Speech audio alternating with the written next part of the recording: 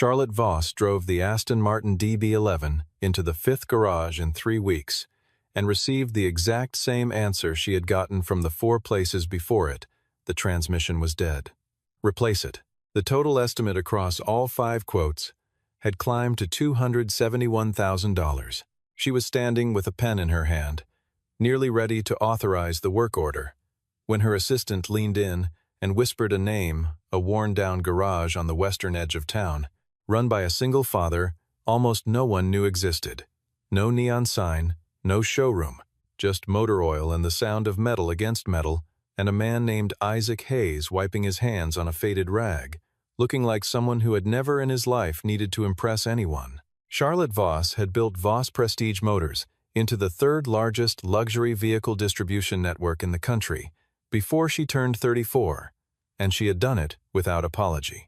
She ran meetings the way surgeons ran operating rooms, with precision, economy, and the clear understanding that every second of indecision carried a cost.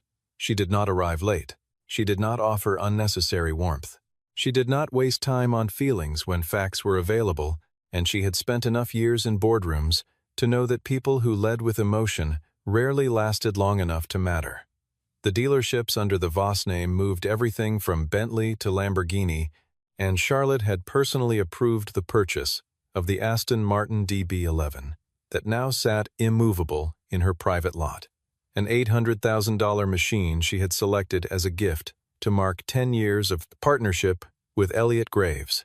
The car had not been merely a gift.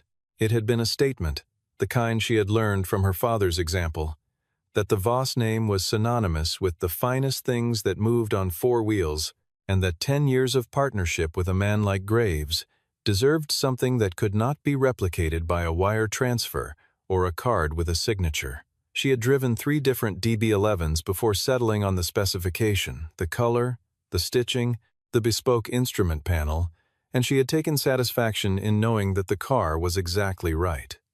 It had been, until it wasn't.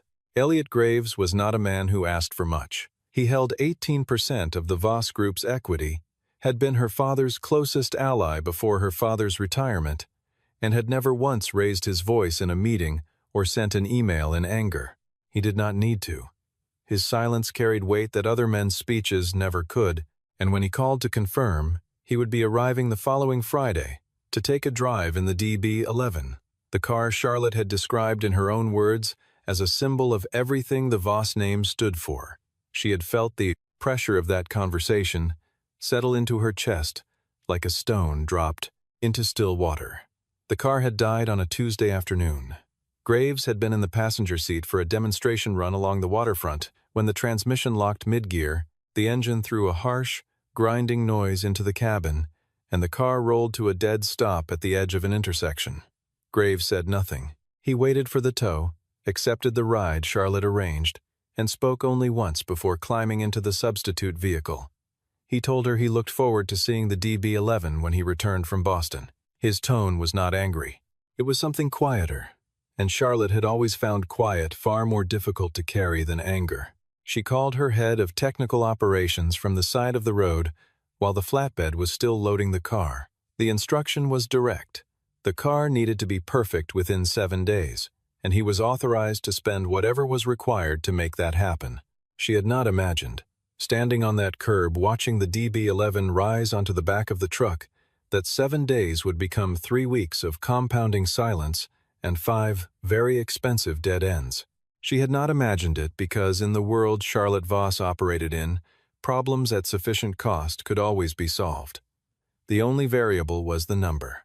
This time, the number kept changing, and the problem kept standing in place, unmoved, immovable, silent. The first call went to the authorized Aston Martin dealership on the north side, the only certified service center within 60 miles. Their lead technician spent 2 full days with the DB11 before delivering his conclusion with the calm authority of someone accustomed to delivering expensive news. The torque converter had failed, the electronic control module governing the transmission had suffered cascading errors as a result, and the recommended path was a complete transmission rebuild paired with new ECU programming. Estimated cost, $187,000, with a projected timeline of 6 to 8 weeks pending parts availability from the factory in Gaydon. Charlotte authorized a second opinion before the first invoice had even been printed. The ZF Service Center, the German manufacturer responsible for the actual gearbox unit inside the DB11, flew in a regional specialist who spent 3 days performing his own diagnostic. His report used different language but arrived at the same place. The clutch pack assembly had suffered thermal damage consistent with sustained overload. The internal hydraulic circuit was compromised, and the unit needed to be replaced as a complete assembly. His quote came in at $214,000, with a 10-week lead time for the replacement unit. The third shop was a private facility called Exotic Transmission Specialists, a name that had come up twice among Charlotte's technical team, and once in a trade publication she had skimmed on a flight to Chicago. The owner had 40 years of experience with European luxury drivetrains and had personally worked on vehicles belonging to 3 motorsport teams. He looked at the DB11 for one afternoon and told Charlotte's technical liaison that the gearbox was not repairable. The internal damage, in his professional view, exceeded what any rebuild could address. The vehicle needed a new transmission unit sourced directly from the manufacturer. The price? $271,000. He did not offer a timeline because he considered the question premature until Charlotte confirmed she wanted to proceed. A fourth opinion came from Prestige Auto Engineering, a competing service network that Charlotte would normally never have approached. She approached them anyway, because the alternative was doing nothing, and doing nothing was not something she knew how to do. Their senior technician reviewed the diagnostic data from the first 3 evaluations, spent an afternoon with the vehicle himself, and submitted a report that aligned closely with the third shop's findings. The transmission was beyond economical repair. Replacement was the only viable path. His quote was $265,000. The fifth came from an independent technical consultant, a German engineer who had spent 2 decades working with European manufacturers and now operated as a private advisor to high-net-worth collectors. Charlotte's assistant had tracked him down through a contact in Stuttgart. He reviewed everything remotely, requested 36 photographs of specific components, and submitted a single-page summary. The vehicle had reached the end of its serviceable transmission life. Replacement was the rational choice, and he would not recommend further diagnostic investment in the existing unit. Charlotte stood in her office the afternoon. The 5th report arrived, holding the entire stack of assessments in her hand, $271,000. A car that was supposed to be a symbol of the Voss standard, sitting unusable in a lot, with 8 days remaining before Elliot Graves landed at the airport. She had not eaten lunch. She had canceled 2 meetings without rescheduling them, which her assistant would later describe as the single most alarming signal of the entire ordeal. Charlotte Voss did not cancel meetings. She sat down slowly in the chair behind her desk, looked out the floor-to-ceiling window at the city below, and thought about her father, who had built the first Voss dealership in a strip mall in Glendale with 12 employees and a handshake philosophy, and who had told her once, when she was still young enough to learn things without resistance, the most expensive mistake a person can make is paying to be wrong with confidence. She had been too successful for too long to remember that until now. Maya Collins had worked for Charlotte for 3 years and had learned in the first 3 months which battles were worth fighting and which were better left to time.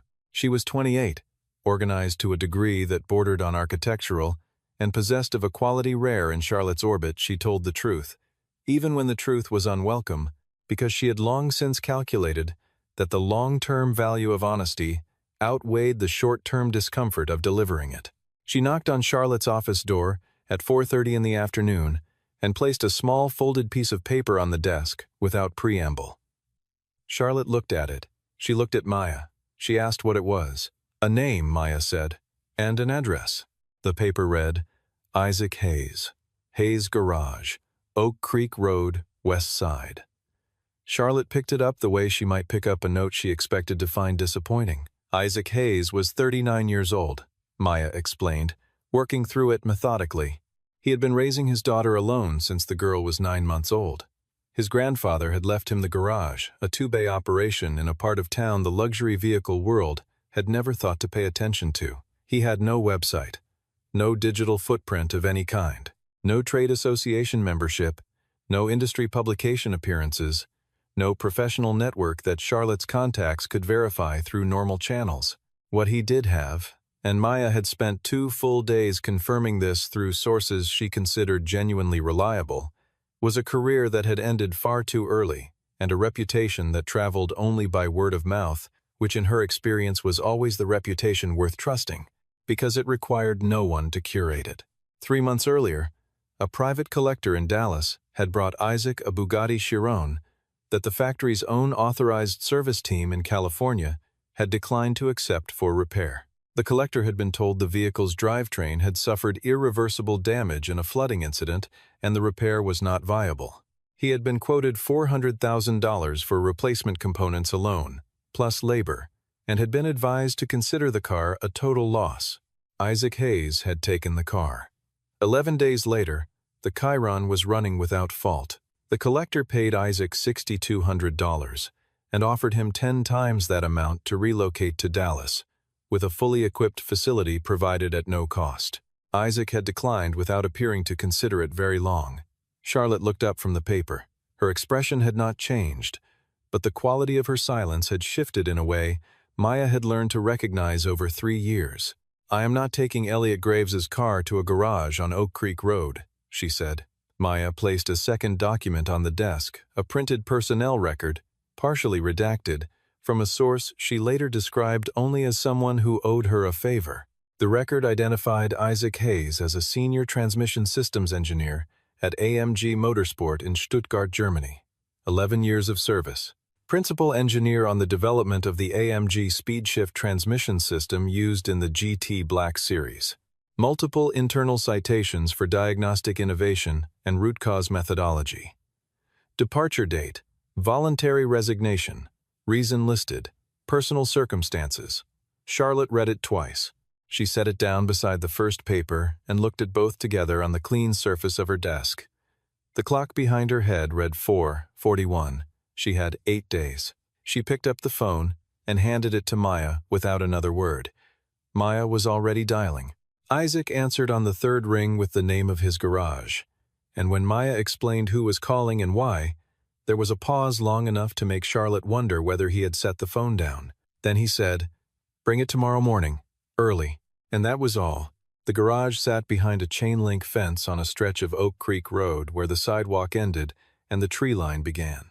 The sign above the entrance had once been painted in dark green letters, but had faded over years to a pale suggestion of itself, readable only if you were already looking for it. Charlotte arrived at 7:15 in the morning in her rental car, wearing a gray wool suit and heels that had no legitimate business on a gravel lot, and found the gate already open. A Ford pickup from a previous decade sat on one of the 2 lifts inside, its undercarriage exposed and attended to. The other lift was empty, waiting. The bay smelled of oil and solvent, and something beneath both of those, something older and more honest. The smell of work done over a long time in a place that had never once been arranged for the comfort of observers. Isaac Hayes was on his back beneath the pickup. He did not come out when she parked. He did not announce himself. She stood beside her car for a moment, then walked to the entrance of the bay and said his name with the same measured tone she used in conference rooms. The rolling sound came from beneath the truck, and the man stood up in sections, first sitting, then rising, and she found that he was taller than she had expected, lean in the way people become when they work with their hands for 20 years without giving it any particular thought. He had a grease mark along his left forearm and another across his collarbone, and he looked at her the way someone looks at a weather report gathering information, without assigning emotion to any of it. Seated at a small wooden chair near the open bay door was a girl of about 7, wearing a school uniform and holding a stuffed rabbit by one ear with the easy authority of a child who had long ago decided the rabbit was non-negotiable. She glanced at Charlotte with frank, uncomplicated curiosity, then returned to the notebook she had been drawing in. Charlotte laid out the situation the way she had practiced it during the drive. The DB-11, the 5 assessments, the quotes, the timeline, Graves's arrival in 6 days.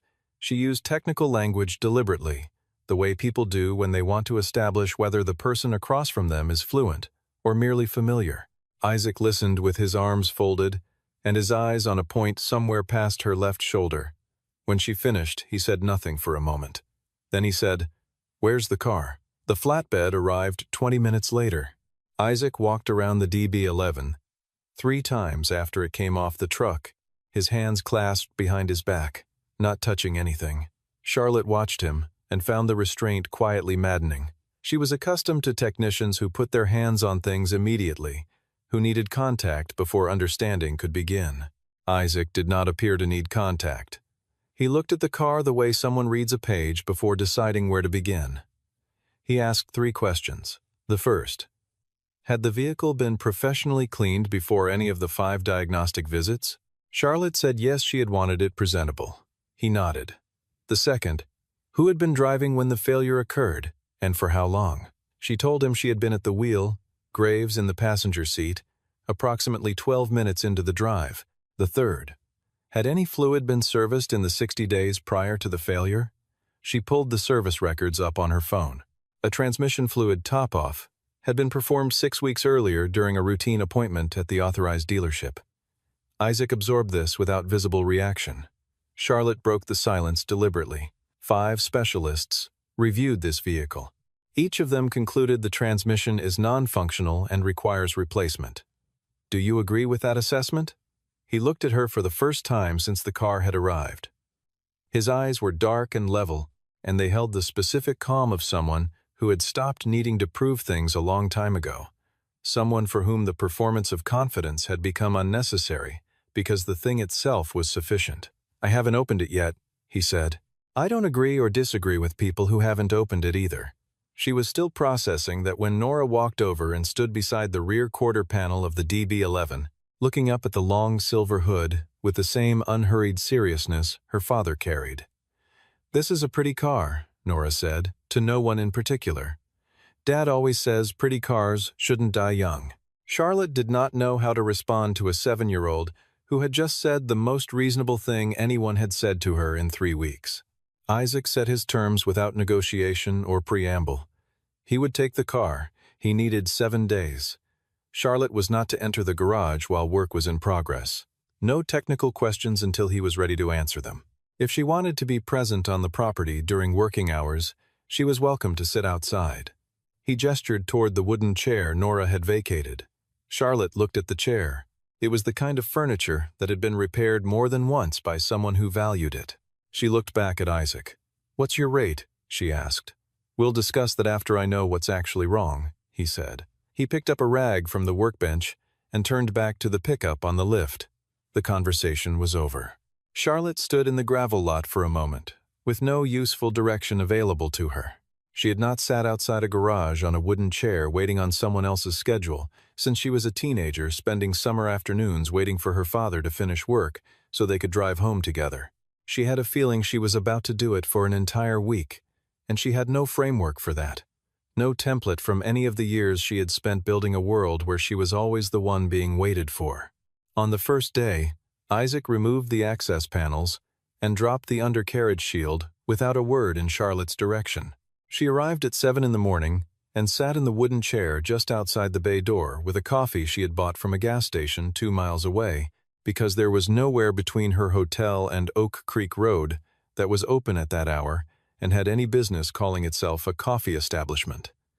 Nora arrived at 8:15, backpack on, rabbit tucked under one arm, and set a second gas station cup beside Charlotte's chair without saying a word, then walked inside to kiss her father goodbye before school. Charlotte looked at the cup for a moment. Then she picked it up. On the second day, she began to listen. Not to anything she could fully interpret, Isaac worked mostly in silence, and when he did speak, it was in fragments, low and technical, directed at the machine rather than at any person present. But twice in the afternoon she heard him shift into German, not conversational German, but the compressed, precise language of someone working through a calculation out loud, someone for whom the mother tongue of the problem was more efficient than anything else. She called Maya from the parking lot and asked if the firm had anyone on retainer who spoke German well enough to translate technical speech. Maya told her she would find someone. On the third day, Isaac came to the bay door at 2:30 and stood there long enough that Charlotte looked up from the proposal documents she had been reviewing on her phone. He said, "None of them were completely wrong." He paused. None of them were completely right either. He returned to the garage before she could ask what he meant. She sat with the sentence for the rest of the afternoon, turning it over, unable to place it. It was not reassurance. It was not a verdict. It was the kind of statement that contained an answer she did not yet have the surrounding context to understand. On the fourth day, Nora sat in the chair beside her after school and asked, with the directness that belongs exclusively to children and very old people, whether Charlotte had any kids. Charlotte said no. Nora considered this with the mild, unencumbered attention children give to facts that interest them. "My dad says people without kids worry more," she said, "because there's nobody else to think about besides yourself." Charlotte lowered her phone and looked at the girl. Nora was already back to her notebook, drawing what appeared to be a horse wearing a rather elaborate hat. Charlotte did not respond, because she was not sure the observation required one, and also because she suspected it was accurate in a way she had never had occasion to consider before. On the fifth day, Maya sent a 2-paragraph summary of a phone call she had managed to partially document through means she declined to fully explain. Isaac had called a number in Stuttgart at 11 in the evening. The contact had been identified provisionally as a former AMG engineer who had worked in the same transmission development division during the same period as Isaac. The call had lasted 41 minutes. Maya's translated summary of the key exchange. Isaac had been asking the contact to confirm a specific firmware parameter from a vehicle production batch manufactured during a particular 3-month window. The contact had confirmed it. Isaac had said, in German, "That's it." Then the call ended. Charlotte read Maya's summary 3 times and did not send a reply. She sat with it the way she had been sitting with everything that week, aware that something was being assembled in the garage on the other side of the wall, unable to see it, unwilling to stop waiting for it. On the 6th day, she drove to the garage and found a handwritten note taped to the gate, "Don't come today." She sat in her rental car on the side of Oak Creek Road for 1 hour and 40 minutes, watching a pair of mockingbirds negotiate a section of fence with increasing intensity before accepting that she was not going to be able to make herself leave. She stayed for another 40 minutes. Then she drove back to the hotel and sat on the edge of the bed in her suit, shoes still on, and let a call from Graves's assistant go to voicemail at 6:15 in the evening. She called back at 7 and told the assistant the car would be ready. She said it with the certainty she had trained into her voice over 15 years of leadership. She was not certain. She was, for the first time in a very long time, operating on something closer to faith than evidence, and she did not have a name for what that felt like, only the awareness that it was unfamiliar and that she had not retreated from it. On the 7th day, she arrived at 5:45 in the morning and sat in the chair in the dark. The street light at the near end of Oak Creek Road made a pale circle in the gravel. When Isaac came out of the garage at 6, he did not appear surprised to find her already there. He looked at her in the gray early light, considered something briefly, and said, "Come inside." The DB11 was on the lift, its undercarriage fully exposed, the transmission casing open in a way Charlotte had never seen outside of a manufacturer's technical manual. The interior of the gearbox was illuminated by 2 work lights, positioned with the careful logic of a surgical suite, and she could see the clutch assemblies and the valve body and the internal hydraulic channels with a clinical clarity that made the machine look less like a car component and more like something that had been persuaded to give up its secrets. Isaac stood beside the vehicle and spoke without looking at her, the way people speak when they are accustomed to explaining things to colleagues rather than to audiences. The transmission, he told her, was mechanically intact. Every internal component was within specification. The clutch pack showed normal wear consistent with the vehicle's mileage, nothing more. The torque converter was functioning correctly. The hydraulic circuit had no damage, no contamination, no evidence of the thermal stress that the second report had described as the primary cause of failure. Charlotte did not say anything. She was listening with the particular quality of attention that comes when someone is carefully dismantling a structure you have spent 3 weeks building and believing in. What had actually happened, Isaac continued, was a failure of the transmission oil pressure sensor, a component 73 millimeters in length, positioned on the lower valve body housing. The sensor had failed in a specific and uncommon way. Rather than going silent, it had sent a continuous false signal, indicating catastrophic pressure loss throughout the system. The vehicle's engine control unit had received that signal and responded exactly as it had been programmed to respond. It had activated a full protective lockout, freezing the transmission in a fail-safe state to prevent what it believed was imminent catastrophic mechanical failure. The gearbox had not failed. It had been ordered to stop by a module that was telling it something that was not true. The reason no one had identified this, he explained, was not a failure of intelligence or effort, but of specificity. The DB11 produced during a 3-month window of that particular production year, 47 vehicles in total, had been fitted with an ECU firmware version that processed pressure sensor failures differently from every other vehicle in the model line. In the standard firmware, a sensor fault triggered a dashboard warning and a reduced performance mode. In this version, it triggered a complete system lockout, with no fault code that any standard diagnostic scanner would read as sensor-related. Every tool connected to the car had read the lockout, interpreted it as the thing it most closely resembled, and concluded what the lockout appeared to say: total transmission failure. No one among the 5 specialists had gone looking for a cause behind the effect, because the effect was so absolute, it appeared to be self-explanatory. The knowledge of this firmware variant existed in a single internal document distributed at a closed technical workshop in Frankfurt, attended by a small number of transmission engineers from AMG and Aston Martin's development partners. Isaac had been in that room. He had filed the information carefully in the part of his memory reserved for things unlikely to matter soon, and 11 days ago, while walking 3 times around a car he had not yet touched, he had opened that file. The sensor itself had cost $340. The labor to replace it and recalibrate the ECU using the correct non-standard protocol, a process Isaac had completed across 2 nights, alone, while Charlotte sat in a hotel and tried not to think too directly about the word Thursday, had taken 4 hours. He had driven the car on Oak Creek Road at 2 in the morning, with Nora asleep in the back seat and her rabbit on the center console, because he had needed to be certain before he said anything. "What is the total?" Charlotte asked. Her voice came out quieter than she had intended, as though the room had changed the size of the space available for it. $840, Isaac told her. The sensor, the fluid replacement, and the ECU recalibration. He had documented every step. She did not react the way she might have expected herself to react. There was no relief, not immediately. What came first was a slow, settling reckoning with how close she had come to authorizing $271,000 of work on a component that required none, not because she had been careless or credulous, but because she had asked credentialed people the wrong question and accepted their answers as the available truth. She had asked what was wrong with the transmission. The right question had been what was wrong with the car. Isaac had asked the right question before touching a single part of either one.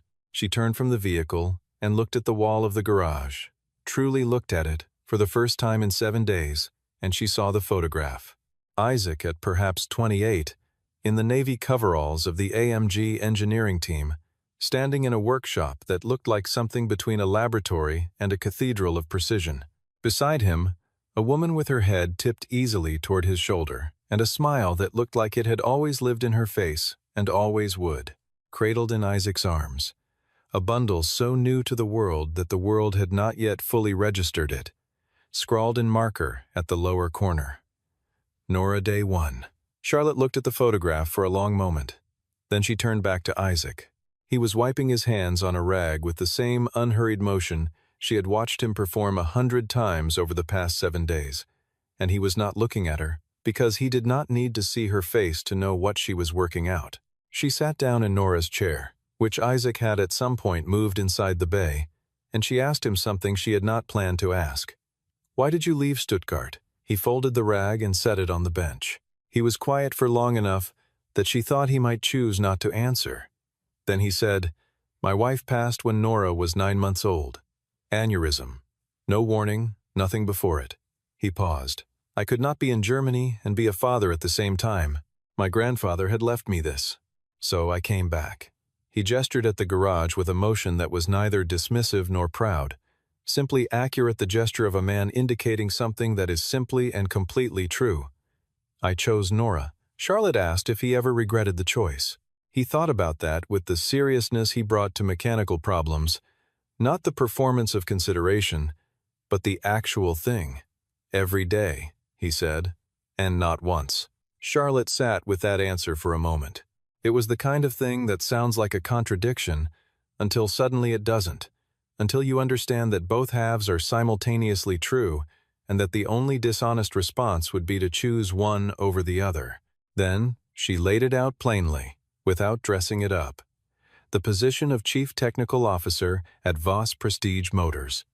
Complete authority over the service and engineering divisions. A salary she named without hesitation, because hesitating over a number she had already calculated would have been its own kind of insult. Equity participation. A proper facility with a team he would build himself, access to resources and vehicle catalogs and manufacturer relationships that the current situation had no path to, and the kind of platform that would let him work on problems truly worthy of what he knew. Isaac listened to all of it. He let the offer sit in the air between them for long enough that Charlotte could feel the weight of it. Then he shook his head. Once. Without theater or apology. Nora's school is 3 blocks from here, he said. I bring her lunch on Tuesdays. Her teacher lets me eat with the class because Nora asked and the teacher said yes. He looked at Charlotte directly. There is no salary that replaces that. Charlotte found she could not argue with this, which was unusual for her. She had arguments for most things. She asked instead, "Then what can I do for you?"